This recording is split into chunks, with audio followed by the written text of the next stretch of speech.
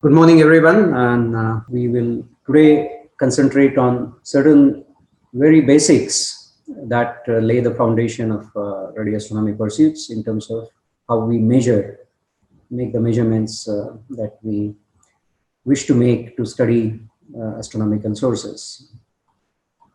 So, largely it will be techniques, and I'll also mention along the side the challenges we face. So these are the optical views that you're very familiar with. I'm not going to spend time describing these, where you see beautiful images or pictures that you can readily identify the sources with. However, even in optical as well as in radio, the essential agenda of astronomers is, if I would like to, if I'm allowed to state it in trivialized words, is to measure intensity as a function of intensity can be described as whatever units you want, including even number of photons, as a function of direction. That means a location in the sky, as a function of the color or frequency or wavelength, and as a function of time. If things are not constant over time, then you would also like to know how the intensity is varying as a function of time. And if you have resources and need, you would also measure the plane of polarization in which the electric field of the electromagnetic wave received is oscillating. So in each one of these, namely the intensity, direction, and direction requires two coordinates in the plane of the sky. Whatever system of coordinates you might choose, you will require essentially two numbers which are mutually independent to define a location on the plane of the sky. So intensity is a function of these two directional coordinates, as a function of frequency, and time is what we are after. And in each one of them, each one of these attributes or parameters, you will find that we can define the fineness, which we usually refer to as resolution, and the span, that means the range of intensities or range of directions or range of frequencies, range of span of time, and so on and so forth. So each one of them will have these two numbers or these two attributes that describe what kind of measurements we are doing. So we will come to what we require and how we achieve it. But in general, these two numbers for each one of these entities put together define the complexity of the measurement you're trying to do or the instrument that you're trying to do. So of course, not everything is visible from the Earth's surface. For some wavelengths or some part of the electromagnetic spectrum, you need to go above the atmosphere or ionosphere, depending on the context. And you have observatories on the Earth, which range from optical to way down to very long wavelength radio astronomical instruments, and for X-ray observations or ultraviolet studies, basically higher energy studies, you necessarily need to go outside the blanket that exists around the Earth and make these measurements. And so this is something that you're very familiar with. So the story started with the discovery of radio radiation from the sky while Carl Jansky was working on his communication system, noticed this disturbance, but this repeated at the same sky time. And that's how he was able to establish the origin. So you can consider it as a parallax measurement also. Each day, the Earth location moves by a degree in the orbit around the sun. So a distant source is viewed from two different locations. And if it appears in the same direction, you can conclude that it must be very far. This is to be contrasted with the solar time, the clock that we use commonly. Advantage of radio eyes is that we can see through the dust and farther. Of course, this field would have remained sort of dormant for a long time, but for Groth-Reber, who took the initiative and built equipment in his backyard, and he was the first real radio astronomer who, after a lot of struggle in terms of going to first higher frequency and then realizing to go at lower frequencies, he finally managed to get significant progress done, where he could make actually the first map of the radio sky, which is shown on the right side. Of course, that showed some very bright sources and the prominent radiation from the galactic plane from our Milky Way. So, as I said, the main advantage among many others is that we can now see through the dust. Some part of the universe that was obscured by the dust within our own galaxy itself. And now we could actually have an independent view of the sky that was almost never available earlier through optical measurements. And that's because certain sources radiate prominently in the radio wavelengths, and they may or may not have noticeable significant optical counterparts. So one was looking at newer things as one went along. And so this was, this can be illustrated very well by the picture of the galactic plane that is made at various wavelengths and various energies. Radio picture in atomic hydrogen line intensity is at the top. You can see the infrared picture, which highlights the dust in the galaxy, and that is the same dust that is causing obscuration in the optical. You see a very different view in X-rays and in gamma rays, where different sources have noticeable prominence, and so on and so forth. So essentially, one needs to look at all pieces of information coming from different wavelengths to really begin to understand something about any individual sources or collection of those, and the universe in general. Unlike body radiation past the peak, which is in the Rayleigh regime, the intensity falls as you go to lower and lower frequency. In this particular case, the wavelength increases this way.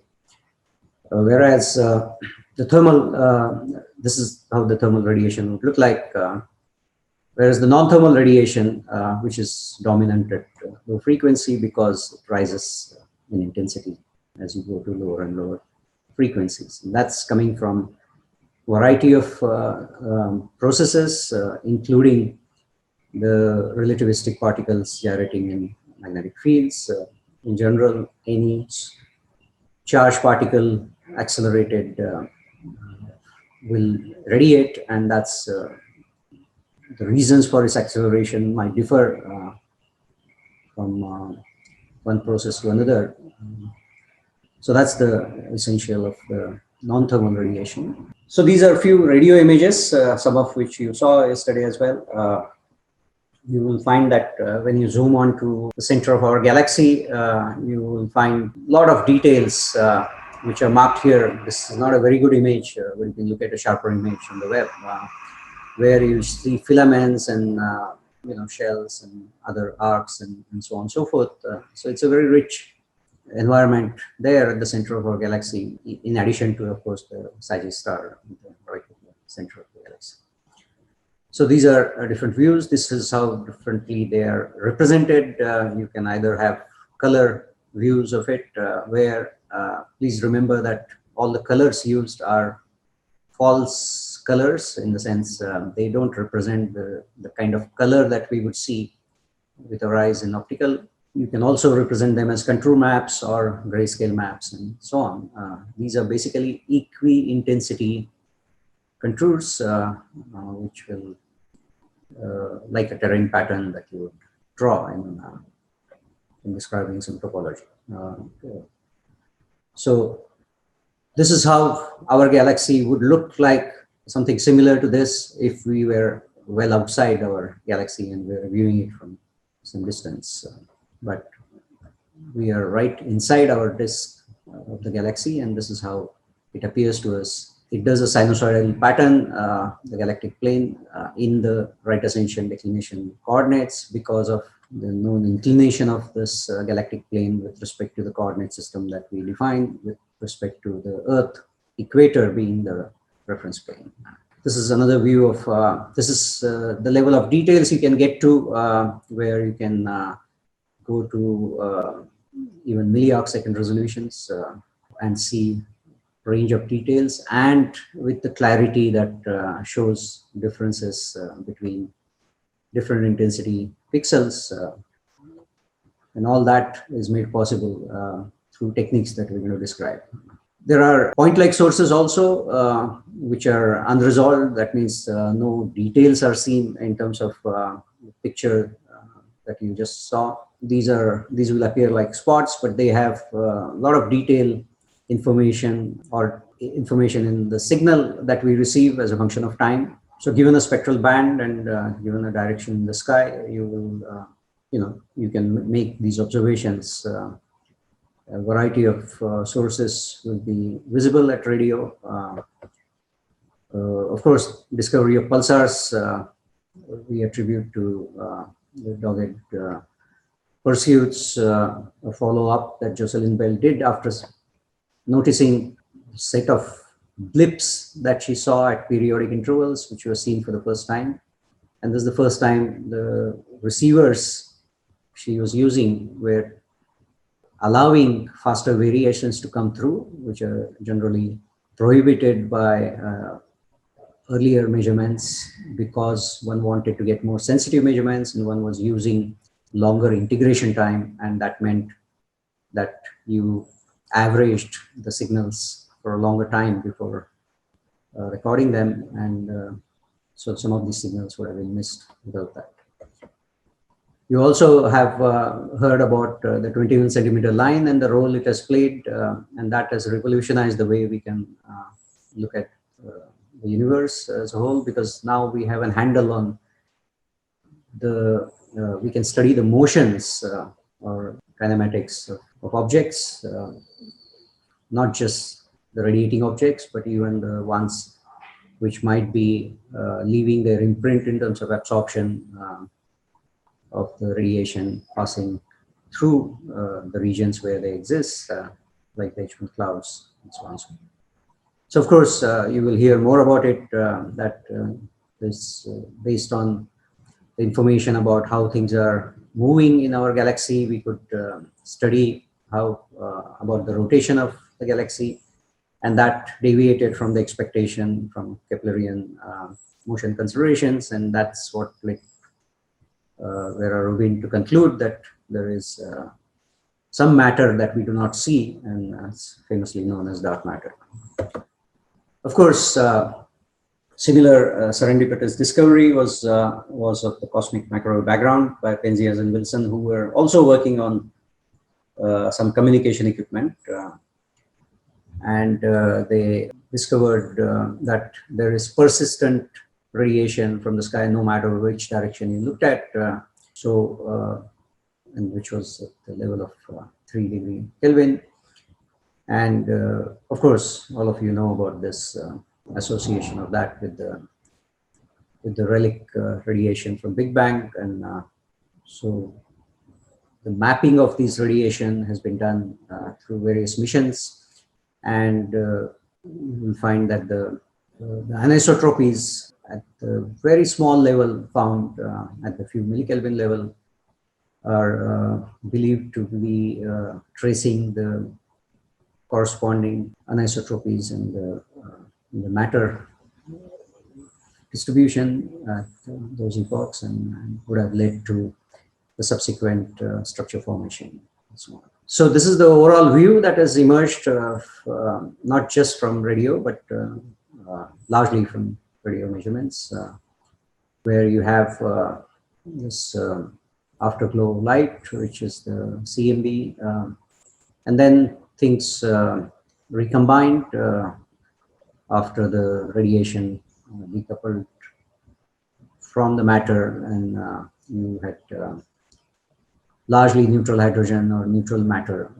In this dark ages, no light was really apparent except the 21 centimeter line emission predominantly. And then when the first stars came about, you had the light which lit the regions around and ionized the ionizing photons, converted most of the neutral matter into the ionized matter, and so on. And then, of course, later evolution continued, and this is where we are in the present universe.